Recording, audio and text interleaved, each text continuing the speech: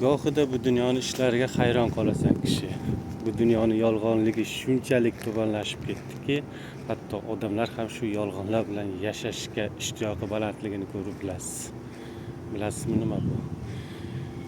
Ba'zi bir odamlar kimdandir qimmatbaho sovg'a olishsa va shiringina yolg'onlarni eshitsa ham o'sha qimmatbaho sovg'a bergan odamlarni yaxshi ko'rishadi.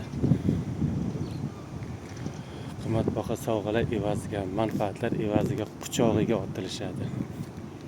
Mana dunyoning hayratlanarlisi. Haqiqiy ko'nglini, sevgisini, muhabbatini izhor qilib, qalbini ochib, chin ko'ngilda yaxshi ko'rgan odamlarni esa ko'ksidan itarishadi. Sababi u qo'lga ilashmaydi-da, quruq qo'l. Lekin bilishmaydiki, bir kun kelib o'sha qimmatbaho sovg'alar bergan odami uni qanchalar aldashini, o'sha qimmatbaho sovg'alar evaziga undan shunchaki foydalanishini aqli yetmaydi. Qalbini bergan insonlar, chin ko'ngildan sevgan insonlar ham manfaatdor. Ularning manfaati shundaki, Alloh yo'lida turmush qurib, shunchaki baxtli yashash. Alloh uchun.